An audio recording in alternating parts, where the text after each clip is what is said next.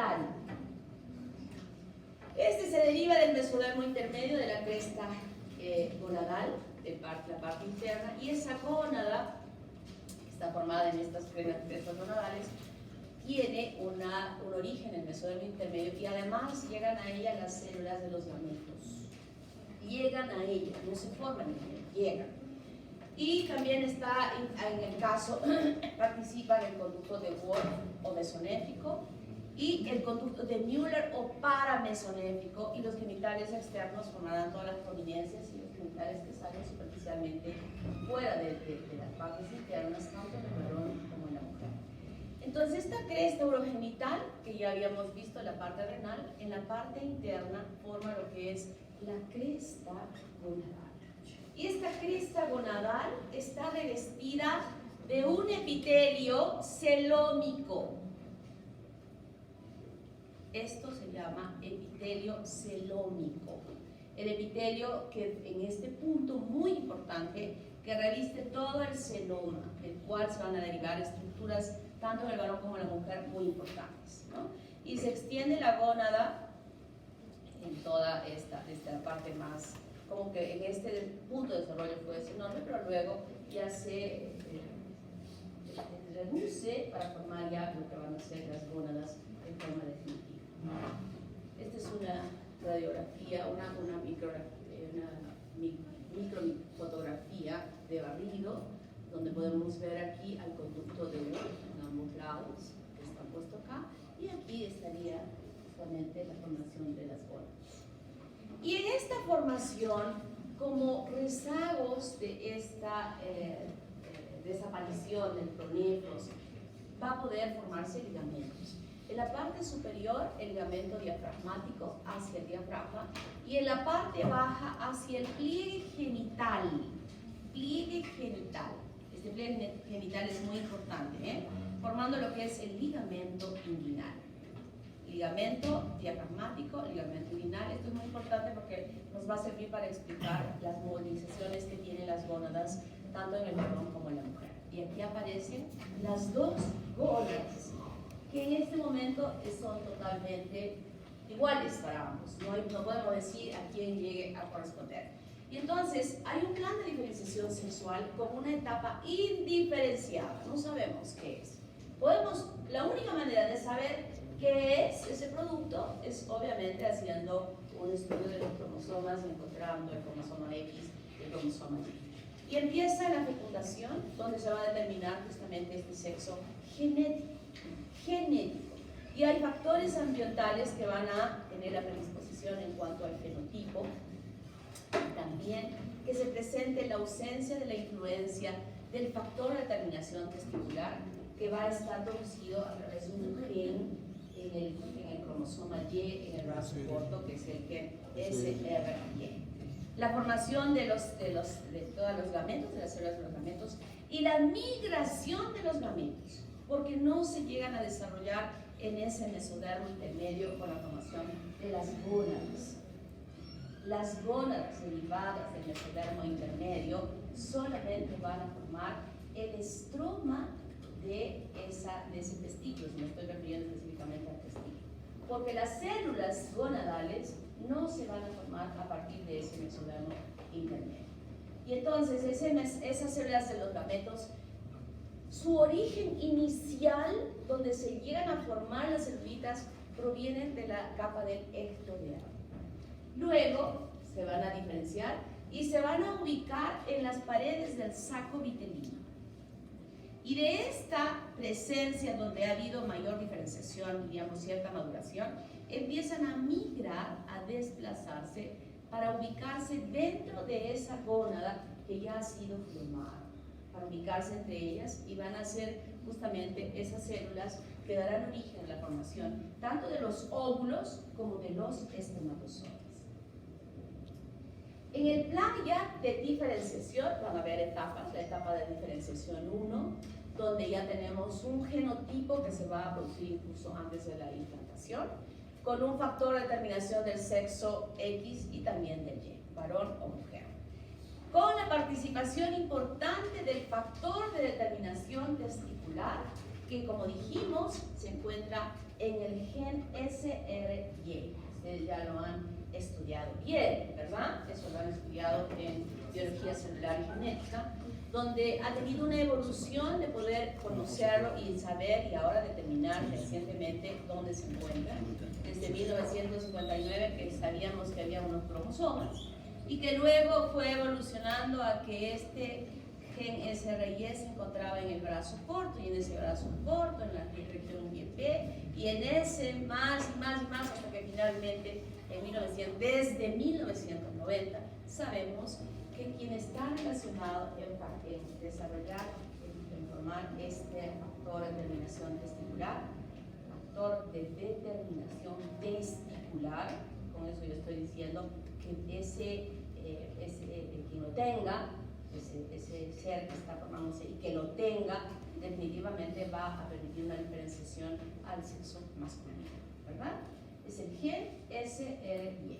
En la etapa de diferenciación 2 se va a formar esta diferenciación de las gónadas, si van a ser gónadas femeninas o gónadas masculinas. La diferenciación de todos los conductos que van a desarrollarse, que conocemos existen tanto en el varón como en la mujer. La diferenciación de los genitales externos, si va a haber pene o si va a haber testículos, si va a haber labios mayores o labios menores. Y la diferenciación de los caracteres sexuales posteriores que ya se van desarrollando cuando se llega a la pubertad. Entonces, ¿cómo se desarrolla esto? Nosotros por un lado tenemos aquí la parte del varón en la formación del testículo y de este lado la formación del ovario. Y entonces habíamos hablado de un epitelio celónico, que era justamente este que está aquí. En el caso del varón, este epitelio celónico se introduce dentro de la gónada, para formar los cordones testiculares que van a dar origen a los túbulos semínicos. O sea, el epitelio celónico es que van a formar al final los tubos seminíferos. Y no solo él, sino la continuación de los tubos seminíferos, que es ¿cuál es el conducto que continúa al tubo seminífero? Los tubos rectos. Los tubos rectos. Y luego de los tubos rectos, ¿qué viene? Entonces, este epitelio celónico es responsable de la formación de los tubos seminíferos, de los tubos rectos y de la red de testis, hasta la red de testis. Y el resto de conductos que va a pasar hasta el conducto deferente incluso se forman a partir del conducto de Wolff y sus conductos mesonéficos que están en conexión al conducto de Wolff principal. En el caso de la mujer o de la hembra sucede algo similar, pero no obviamente la formación de ellos, sino que este epitelio celónico también va a ingresar profundamente dentro de la gónada para desarrollar los folículos. Los folículos, no me estoy refiriendo a los óvulos o los ovocitos que se encuentran dentro de ellos, sino al revestimiento de los folículos, que estarían formando, a partir de este epitelio celónico, estarían formándose justamente el revestimiento de la teca interna, la teca externa, etcétera, etcétera, que están alrededor. Y la parte interna, es decir, las células de la granulosa, estarían siendo formadas a partir justamente de este mesodermo intermedio que formó el estroma de esta gónada, y además de toda la red de vasos y todo lo que conforma, aparte de lo que estamos mencionando, que se llega a desarrollar ahí. Entonces, la diferenciación del fenotipo masculino se produce a partir de este mesodermo intermedio con la presencia del cromosoma Y la participación de las moléculas PWT1 y la SF1 que están viniendo de este gen SRY para que esta gónada indiferente con la presencia de ellos pueda formar lo que es el testículo. Y este testículo tiene estructuras, elementos que están incorporados dentro de él. Primero las espermatobolis. ¿De dónde vienen las espermatobolis? Están migrando de fuera, ¿verdad? Del saco vitelino, no se han formado allí. Las células de Sertoli se van a formar también de este epitelio celónico. Todas estas células que están alternando dentro de cada tubo seminífero están formadas también del epitelio celónico. Y las células de Leydig sí se forman en el intersticio, y todo lo que hablamos de intersticio, vasos y células que se han formado en él, se derivan del mesodermo intermedio. O sea, estos son los componentes que van a formar finalmente lo que va a ser el testículo. Y entonces las espermatogonias, por acción de la testosterona y de las hormonas que han venido de las gonadotrofinas desde la glándula hipófisis, van a permitir que se produzca la formación de los espermatozoides, ¿verdad? Las células de Sertoli, habíamos visto cuando la estudiamos, que formaba o sintetizaba el factor fijador de andrógenos, que formaba la sustancia antimülleriana, tremendamente importante para la diferenciación sexual masculina en el desarrollo de todos los conductos que se van a formar. Las células de Leydig produciendo la testosterona, que va a provocar transformaciones a nivel de todos los conductos y las glándulas que se van a desarrollar. La dihidrotestosterona, que es la producción de la testosterona para hacerla más activa por la acción de la enzima 5-alfa reductasa. Y esta dihidrotestosterona es más potente en su acción que la misma testosterona para poder permitir la diferenciación sexual de los genitales externos y de la próstata en el varón. Entonces, individualmente cada uno de ellos va a participar para que finalmente se pueda manifestar la diferenciación sexual 2 que habíamos mencionado, con todas las características que digan este es un varón. O sea que no solo basta que genéticamente pudiera estar determinada que sea XY para que todos los cambios, sino que son varias participaciones para lograr que se complete la transformación de esa gónada y que se pueda diferenciar los órganos sexuales masculinos. Entonces podemos deducir aquí lo siguiente, que la gónada indiferenciada en el varón, genéticamente del varón, por acción o la presencia de este gen SRY, va a permitir que esta gónada se convierta en testículo. Y que habíamos visto que en él no solamente es que están las células sexuales, sino otras como las células de Leydig, por ejemplo, que va a producir esta sustancia antimülleriana y que va a permitir una regresión activa de los conductos paramesonéricos. En este momento de desarrollo se han formado tanto el conducto de Wolff como el conducto de Müller, responsable de la formación de los órganos sexuales femeninos, simultáneamente. En un momento indiferenciado que existen los dos sistemas, tanto del varón como de la mujer, los dos están presentes, y por eso decimos que es una etapa indiferenciada. No sabemos a dónde va a evolucionar. No estamos viendo la genética, estamos viendo las características de las estructuras que se han formado. Están ambas. Entonces, cuando es varón, y esto lo vamos a poder observar a partir de la 7ª semana de desarrollo en el varón, donde se produce esta sustancia antimülleriana y va a hacer que estos conductos paramesonéticos o de Müller que se habían desarrollado empiecen a involucionar en una regresión activa por la presencia de esta sustancia antimülleriana. Y de esa manera, cuando se anula esto, desaparecen todas aquellas estructuras que se habían formado para la diferenciación sexual femenina y ya empieza a desarrollarse perfectamente bien. Los conductos mesonérgicos van a empezar a formar todos aquellos conductos que habíamos mencionado para formar la estructura del aparato genital masculino. En el caso femenino sucede algo especial. Tenemos igualmente a la gónada indiferenciada, tenemos ambos genitales correspondientes al conducto de Wolff y también al conducto de Müller. Y aquí, si es que no hay sustancia antimülleriana, esto sigue evolucionando a formar el conducto de Müller y toda la diferenciación sexual femenina. 9ª semana, 7ª semana, 9ª semana. Y en este caso, si no hay sustancia antimülleriana, la regresión es pasiva. No se necesita de nada para que todas estas estructuras desaparezcan solas, sin la participación de nada. Simplemente porque no hay esta sustancia antimülleriana. Y no va a existir cuando genéticamente está diferenciándose en XX y va a haber la formación de ovario. Entonces, para la diferenciación del sexo masculino, sí es necesaria la presencia de esta sustancia antimülleriana para que regresione todo lo correspondiente al sexo femenino y pueda permitir el desarrollo normal en el varón. En cambio, en el otro caso, de la mujer no necesita. Y lo hace semanas después. O sea, que si tuviéramos una ecografía súper sensible, que pudiera visualizarse en este tiempo de desarrollo y poder determinar el sexo, y estamos en la 8ª semana de desarrollo y no vemos nada de varón, nada de dispersa. ¿Por qué? Porque ya pasó la 7ª semana. Hasta la 7ª, o sea, hasta 6 semanas y 5 días, no sabemos quién es. A la 7ª ya podemos observar que sí va a ser varón. Hipotéticamente estamos pensando, ¿verdad? Va a ser varón.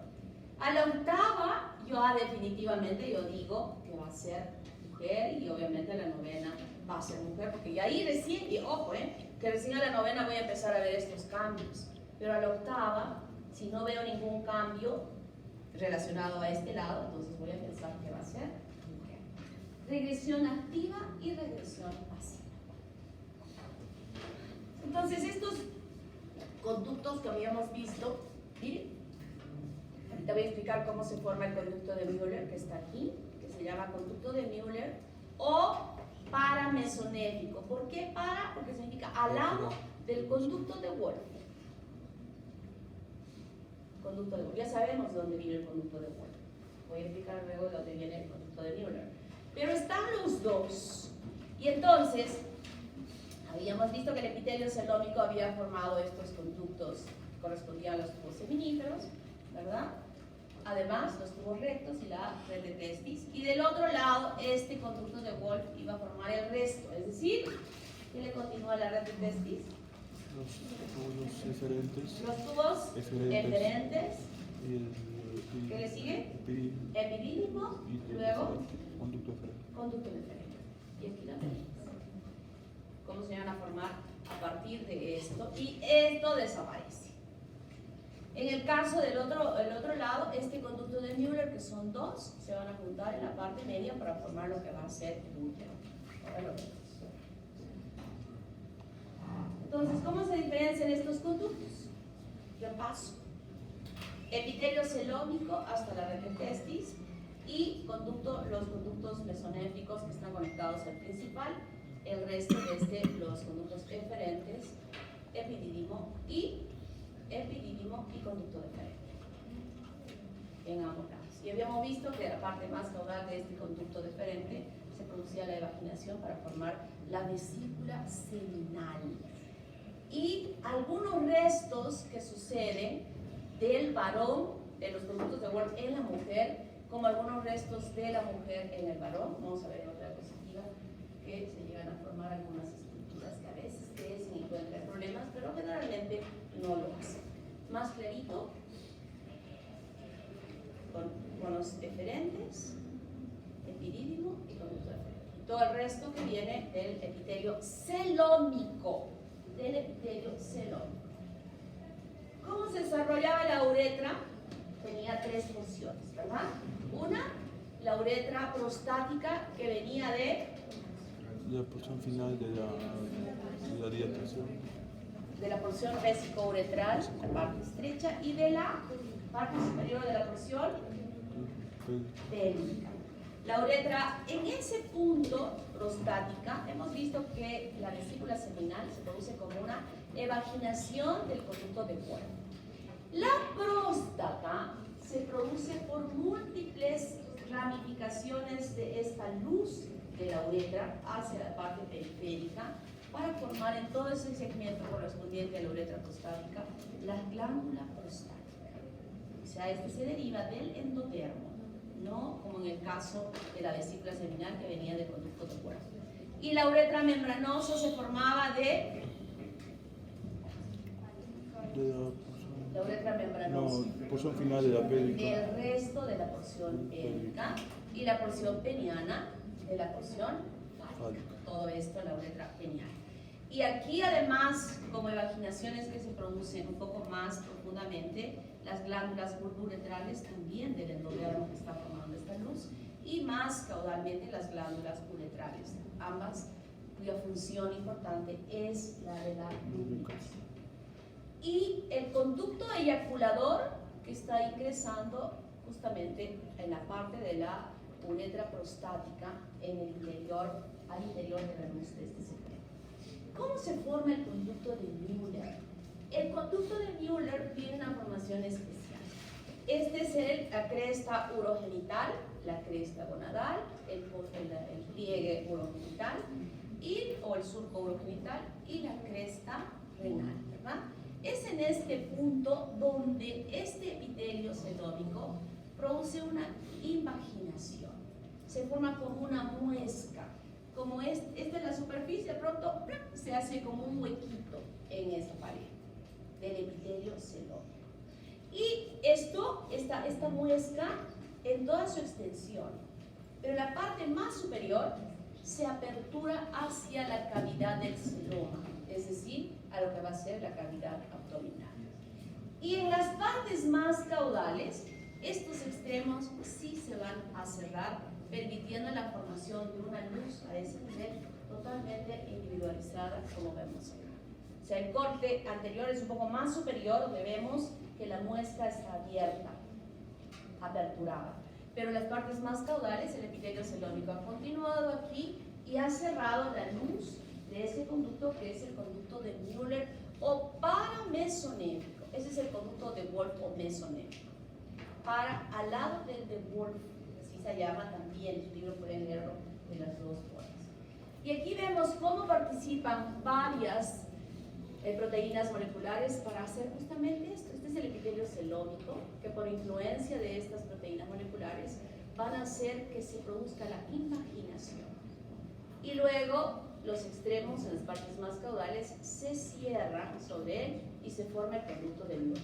Pero he dicho, esto no es en toda la extensión, es en las partes más caudales, porque arriba, donde se inició la formación de esta muesca, definitivamente está aperturada hacia la cavidad abdominal.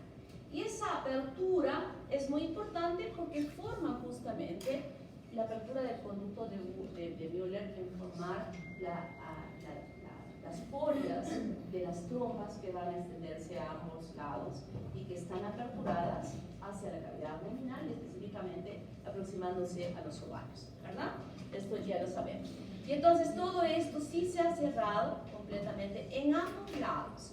Y en la parte más caudal, ambos conductos se juntan, se fusionan. Y entonces, esta parte separada de ambos lados formará lo que van a ser las trompas uterinas. Los extremos formarán lo que va a ser justamente las folias de la trompa.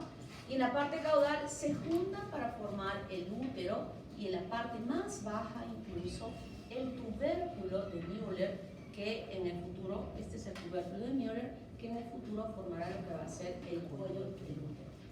Se juntan las luces, se juntan y se amplía más la luz para formar el útero, que estará conectada hacia las trompas en ambos lados. Y de esa manera se forma el útero. Y de esta forma se forman los órganos sexuales internos en la mujer, que van a estar en contacto aquí con justamente los ovarios en ambos lados. La diferenciación, como habíamos visto, es el epitelio celómico que forma los folículos, pero dentro de su interior van a quedar alojadas las células que han migrado de las gónadas en la formación de las ovogonias inicialmente a este nivel, ¿no? Y hay rezagos de estos conductos mesonéfricos que forman lo que es el epóforo y el paraforo, ¿se acuerdan? Que estudian anatomía, que quedan ahí en este meso de conexión que se pierde. En este momento, donde era XX y donde no hay sustancia antimülleriana, entonces empieza a diferenciarse estos órganos sexuales femeninos y todos los masculinos empiezan a desaparecer, tanto el conducto de Wolf como también la masa de tubos mesonéfricos que estuvieron puestos aquí. Algunas veces quedan estos rezados, como ya habíamos visto, ya estamos epóforos y los parapóforos. Y en la parte más caudal se forma justamente la unión unificada. Estos dos aquí van a formar lo que son los quistes de Gabler, que seguramente han estudiado también, como rezagos del conducto de Wolf en la parte más caudal. Y el quiste de Morgagni, que se encuentra como rezagos aquí arriba, del conducto de Müller, aquí. Rezago en la formación de las trompas, pero del conducto de Müller, estos que son de Morgagni. Lo mismo como se diferencia un lado y el otro lado, tanto en la formación aquí de los testículos como en la formación de los ovarios. Creo que ya está clarito eso, ¿verdad? Lo hemos entendido bien. Sé que no va a ser difícil que ustedes lean. ¿Cómo se forma la vagina? Porque he dicho que el conducto de Müller va a fusionarse y en su fusión va a formar lo que es el tubérculo de Müller, que es la parte más baja de la unión de estos dos conductos. Y sabemos que el tubérculo de Müller forma lo que va a ser el cuello del útero. Pues debajo de eso todavía hay una estructura del aparato sexual femenino que es la vagina. ¿Cómo se forma la vagina? Miren, aquí está el conducto de Müller unificado y aquí estaría formándose el tubérculo de Müller. Al frente está el seno urogenital y este seno urogenital en este segmento, si nosotros venimos a esto, ¿cómo se llamaba esto del seno urogenital? ¿Cómo se llama esto? Vesículo uretral. Porción vesiculetral, porción pélvica y porción fálica. De la porción pélvica, va a empezar a desarrollarse un cordón macizo importante dirigiéndose hacia atrás. Miren, esta es la porción que está pintadito de azul, la porción pélvica en la mujer, ¿eh? Y esto va a ir ascendiendo hacia atrás, se le sale como un cuerno hacia atrás de células endodérmicas que van dirigiéndose hacia atrás hasta que entran en contacto con la porción del conducto de Müller unificado. Este cordón macizo de células endodérmicas son las que van a formar lo que se llama la placa vaginal. Placa vaginal. ¿De dónde nace la placa vaginal? De la porción pélvica. De la porción pélvica del seno urogenital. Y va a llegar hasta que ambas hacen contacto, como estamos viendo en esta otra imagen. Miren cómo hacen contacto. Pero esta placa vaginal, he dicho, es un cordón macizo. Es una placa maciza de células endodérmicas que se han desarrollado hasta hacer contacto. O sea, está todo compacto, no hay luz, está totalmente, es una estructura sin luz, maciza. Y cuando ha sucedido esto, ¿qué va a pasar ahora? Lo tenemos acá, empieza a vacuolizarse. Todo esto que era firme, macizo, se vacuoliza, formando lo que es la luz de la vagina. Si ustedes se dan cuenta aquí, el tubérculo de Müller, que se está extendiendo hasta aquí, también permite la extensión de estas mismas células provenientes de la unión de estos conductos de Müller, provenientes del epitelio celómico. Miren qué diferente estructura tiene la cavidad de revestidas del útero comparadas con la vejiga o el recto. No estoy diciendo que tenga un origen endodérmico, es un epitelio celómico. ¿Y el epitelio celómico de dónde viene? Este revestimiento del celoma, ¿de dónde viene? ¿De qué hoja embrionaria? Qué buena pregunta, ¿qué es Mesodermo. ¿De qué mesodermo? Espermatozoide. Miren, ¿qué hojas, cómo va viéndose por todo lado? Y entonces, esas células se extienden incluso hasta la parte superior de la vagina. El color les puede estar enseñando lo que estoy mencionando. Este color morado que se extiende hasta aquí. Entonces, el conducto de Müller, las hojas del conducto de Müller, las células del conducto de Müller, forman también la parte superior de la vagina. La parte superior de la vagina. Incluyendo, obviamente, el tubérculo de Müller que formará el cuello del útero. Y el resto se apertura la luz, se comunican las luces para que estén abiertas y de esa manera se forma la vagina. Y en el caso de la mujer, como había mencionado claramente, esta porción, al final casi toda la porción pélvica va quedando incorporándose a este nivel y aquí no aparece nada de pélvica. Y dije que la porción estrecha del seno, de la porción del seno, no del seno, la porción vesiculetral, la porción estrecha, iba a formar la uretra en mujer.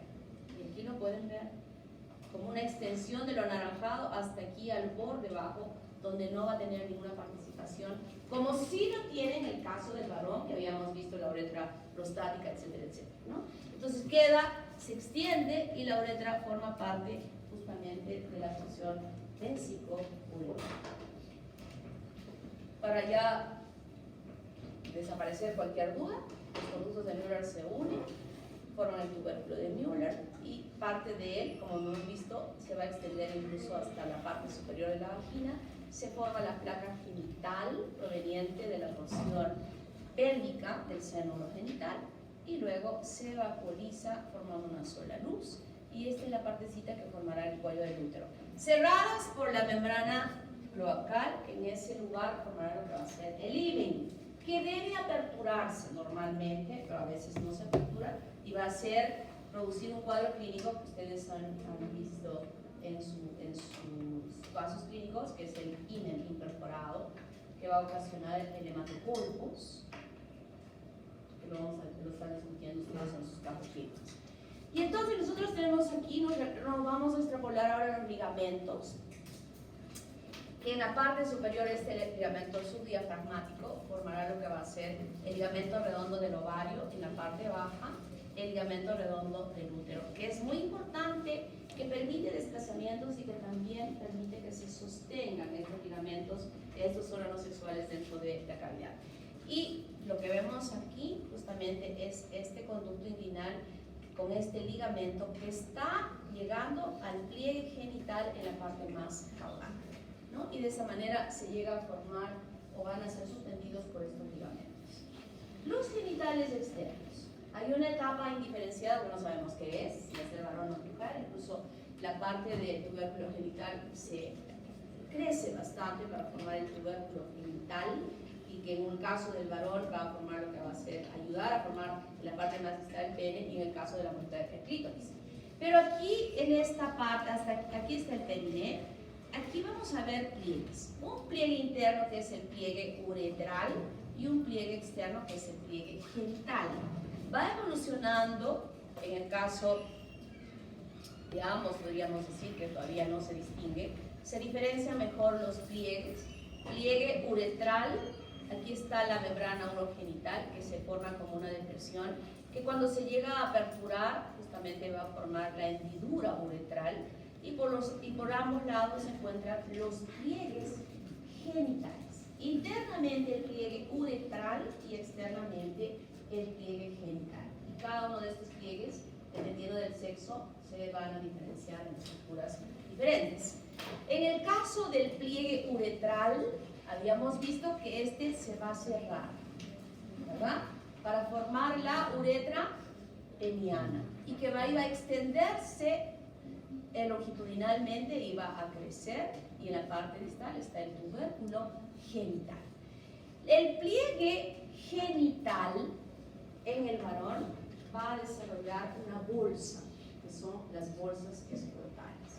O sea, el escroto se forma a partir de los pliegues genitales en el varón. Como vemos acá, miren, esto va a ir creciendo, se está cerrando la hendidura para formar lo que va a ser la uretra peniana, pero aquí algo muy importante va a suceder. Todo el revestimiento interno de este pliegue, ¿qué tipo de células tiene? ¿De qué hoja embrionaria se forma el revestimiento interno de la porción fálica del seno urogenital? Mesodermo. ¿Dónde viene? Mesodermo intermedio. El endodermo, ¿verdad? O sea, si estoy hablando de seno urogenital, todo el seno urogenital está revestido de endodermo, aún en su porción fálica. Y ese revestimiento lo va a hacer hasta aquí. El pliegue este va a ir cerrándose, todavía está aquí abierto, pero luego va a empezar a cerrarse, como habíamos visto en la imagen, se va cerrando, pero obviamente va a haber una apertura, va a haber una uretra, una luz que se abre hacia acá, pequeñita. Pero sabemos nosotros que la apertura de la uretra en el varón no es ahí, sino es en la punta, ¿verdad?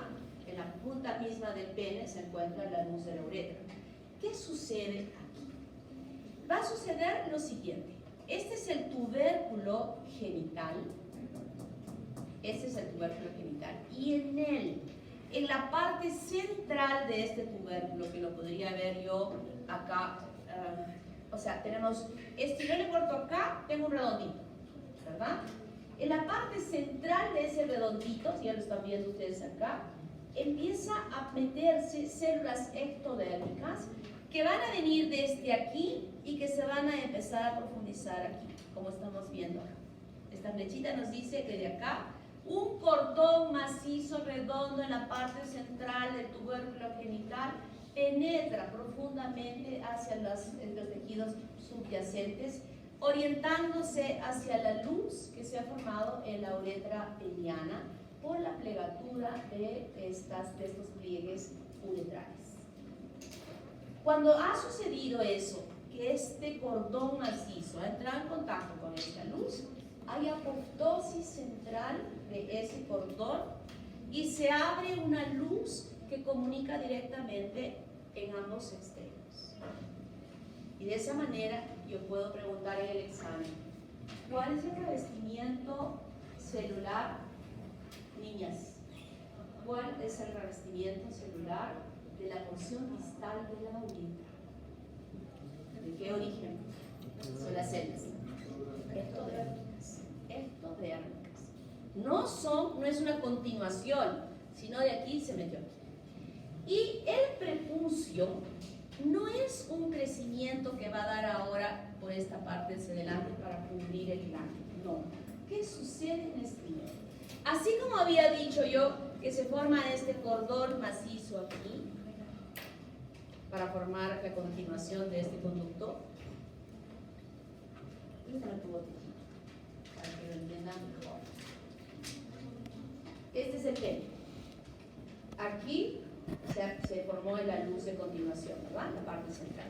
Y ahora que se ha formado esto, a cierta distancia de este reborde y a cierta distancia de la luz de la uretra que se ha formado, igualmente se va a formar a la mitad una placa ectodérmica de unos cordones celulares ectodérmicos que se meten en toda la circunferencia.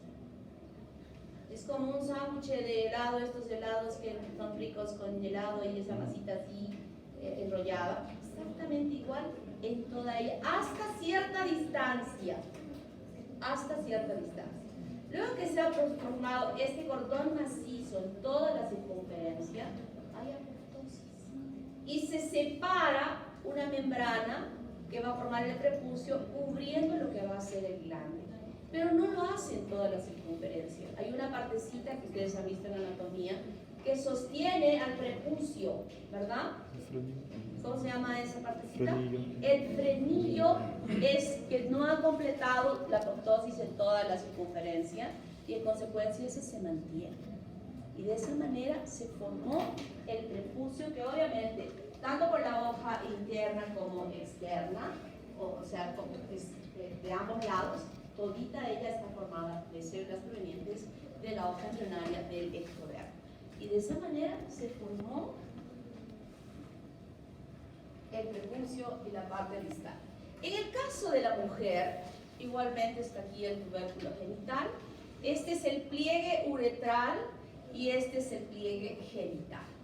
El pliegue uretral en la mujer, y habíamos visto que la uretra se abre directamente en este punto, el pliegue uretral será responsable de la formación de los labios menores en la mujer y el pliegue genital será responsable de la formación de los labios mayores.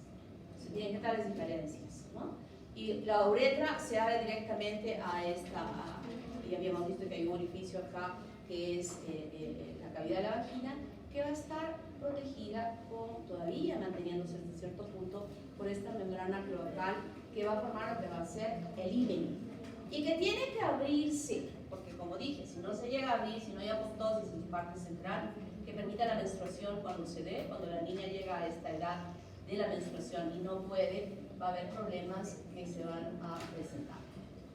Las gónadas no están en sus lugares, correcto, sino hay desplazamientos. En relación a los ovarios, van a ser orientados por estos ligamentos que habíamos mencionado y que luego se van a convertir en el ligamento redondo del ovario y el ligamento redondo del útero, ¿no? Y que van a llegar a descender. Aquí está la hidati de Morgagni, que es un rezago que está en la parte por fuera de las trompas del falopio y que es parte de la no desaparición en ese segmento del conducto de Viola. Y por el contrario, si queda algo de estos conductos mesonéficos relacionados al varón, van a formar lo que se llama la apéndice vesicular. También a la hidátide de Morgagni se le conoce como apéndice vesicular. Su libro lo va a decir. Y aquí abajo, como rezago del conducto de Wolff, en los quistes de Gardner, que dependiendo de la magnitud pueden a veces dar una sintomatología. En el caso del varón, en el descenso de los testículos, esto es bastante especial. El testículo, como habíamos visto, las gónadas inicialmente se van a formar a nivel de la cavidad abdominal. Y entonces, en la parte posterior de la pared abdominal. Lo primero que va a suceder, bueno, luego que se ha formado esta, y está suspendida por este ligamento inguinal del mesonefros, que hace contacto directo con el pliegue genital. Y ese pliegue genital, como habíamos visto, ¿qué iba a formar? ¿Qué forma? A ver esa niña, está ahí sonriendo. ¿Qué forma el pliegue genital en el varón? El escroto. ¿Qué? ¿Por qué no vas a ver decirme si estoy explicando? Estás distraída, estás riéndote y entonces no estás atento. ¿Qué forma? El escroto. Y a ese escroto está conectado justamente este pliegue genital que formará lo que ustedes han estudiado como gubernaculum testis. ¿Se acuerdan del gubernaculum testis? Es justamente él. Y entonces, luego que están ya establecidas la gónada en la parte de la cavidad abdominal y este ligamento hacia la parte caudal conectado a este pliegue genital, el espacio de la cavidad abdominal forma una evaginación, como un espacio hueco hacia adelante, por delante de la vejiga, por delante de todo ello, que se llama proceso vaginal. Miren, es como un dedo hueco. Esto es muy importante, este proceso vaginal, porque va a permitir, va a facilitar el descenso del testículo al escroto. ¿Y cómo lo va a hacer? No es que la gónada, el testículo, es retroperitoneal, no está colgada hacia la cavidad. Lo hemos visto obviamente en la cavidad porque hace relieve en la cavidad, pero está revestido por peritoneo, por este epitelio que está a ese nivel. Y entonces, por detrás de ese peritoneo y ocupando obviamente este espacio, el testículo va a empezar a descender, a bajar, tirado por el gubernaculum testis. Miren cómo va estrechándose la luz del proceso vaginal porque está siendo ocupado por el testículo en su descenso. Va descendiendo, descendiendo, descendiendo hasta que ocupa el escroto. Y aquí chiquitito ya queda el gubernaculum testis. Cuando esto ha sucedido, el proceso vaginal se cierra. Se cierra, ya no hay comunicación de la cavidad abdominal con el escroto, pero sí queda un espacio virtual de ambas hojas. Esta es una hoja y esta es otra hoja. Esta hoja se va a convertir en una hoja visceral y esta en una hoja parietal. Y nosotros podemos ver aquí un espacio real que luego va a desaparecer con una hoja visceral y una hoja parietal del proceso vaginal, que es muy importante porque permite que cuando nosotros hagamos una evaluación del testículo, el testículo no es una estructura que esté firme. Podemos desplazar la piel sobre él y ese desplazamiento del testículo que es libre se da justamente porque esto está junto. Y este espacio virtual puede hacerse real por acumulación de líquido, de agua o también de sangre en algunas patologías que pudieran presentarse. Y de esa manera, el testículo que está conectado al conducto deferente, el conducto deferente también va a estar arrastrada juntamente con el testículo dentro de la bolsa escrotal y aquí dentro van a quedar atrapados todos esos componentes del aparato sexual masculino. ¿Está claro? Entonces hay muchas malformaciones congénitas que las vamos a discutir en las clases prácticas, en los casos clínicos en esta semana, donde podemos ver que no ha habido una buena división, no se han fusionado y están individualizados hacia la cavidad, o si se fusionan hay cuernos, o solamente desarrolla una parte, o se estrecha esta parte caudal del útero, es decir, hay muchas, y obviamente todas ellas están relacionadas a infertilidad. A ver esas niñas, me fastidia que cuando yo estoy explicando estén hablando, ¿de dónde van? Lo mismo, y a veces los tabiques no solamente están relacionados a ellos, sino a tabiques dentro de la vagina. O sea, doble vagina, que puede haber fecundación porque no está afectado el órgano del útero, pero dificulta el nacimiento por vía vaginal y tienen que ser sometidos a cesáreas. La apertura de esta uretra puede ser que no se haya llegado a fusionar los pliegues uretrales para formar la porción del pene, la uretra peniana, o puede aperturarse incluso en su extensión y formar lo que son las hipospadias o las epispadias. Algunas veces, cuando por una rotación normal la luz se visualiza en la parte superior del pene, ¿no? Y sabemos qué es lo que ha pasado. No se ha cerrado bien y tampoco se ha llegado a formar la parte distal de la uretra a expensas de esta formación ectodérmica posterior que se va a llegar a dar. En los casos vamos a tener muchos para que ustedes puedan visualizarlos. Vamos a llamarles